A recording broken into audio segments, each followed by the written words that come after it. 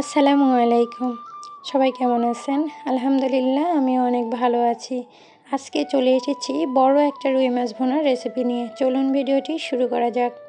এই তো দেখতে পাচ্ছেন আমি মাছটা আগে ভেজে নিয়েছি আর এখন কড়াইতে পরিমাণ মতো তেল দিয়ে দিলাম।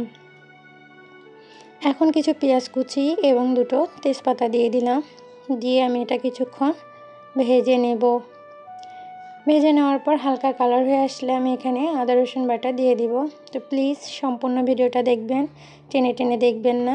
আজকের ভিডিওটা স্টুডেন্ট আপু বা গৃহিণী সবার জন্যই খুবই উপকারী হতে চলেছে, কেননা আমি এখানে খুবই অল্প মশলায় এই রান্নাটি আজকে করে আপনাদেরকে দেখাবো। এখানে আমি লবণ দিয়ে দিলাম, দেখতে পাচ্ছেন। হলুদ দিয়ে দিলাম পরিমাণ মতো, শুকনো মরিচ গুঁড়া দিয়ে দিলাম পরিমাণ মতো। এখন দিয়ে দিব 1 চা চামচের মতো জিরে গুঁড়া। আর এখানে একটু পানি দিয়েছি এই কারণে যেন মশলাগুলো নিচ থেকে পুড়ে না যায়। তো এইভাবে কিছুক্ষণ কষিয়ে নেওয়ার পরে দেখতেই পারবেন যে মশলার উপরে তেলটা ছেড়ে দিয়েছে, অর্থাৎ তেলটা উপরে ভেসে উঠেছে। এই যে ঠিক এরকম। তো কিছুক্ষণ এভাবে কষিয়ে নিতে হবে। তো আমার ভিডিওটা সম্পূর্ণ দেখুন, ইনশাল্লাহ আপনাদের উপকারে আসবে। আজকে মূলত আমি রান্নাটা করছিলাম, আজকে আমার বাবা আসবে বলেছিল, তাই আর কি ভাবলাম যে আপনাদের মাঝেও শেয়ার করি। কিন্তু দুর্ভাগ্য রান্নার পরে দেখলাম যে বাবা আসতে পারে না, শুধু আম্মা এসেছিল। যাই হোক,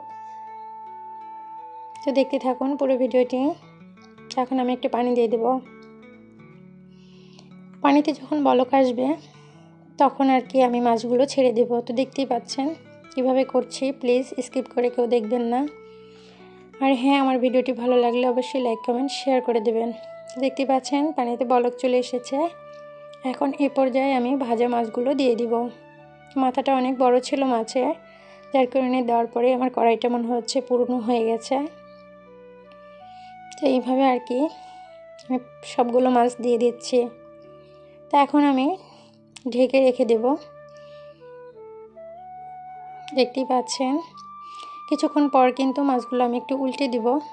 উল্টে দিলে প্রত্যেকটি মশলা মাছের মধ্যে আর কি প্রবেশ করবে, মাছটাও ঠিকঠাক মতো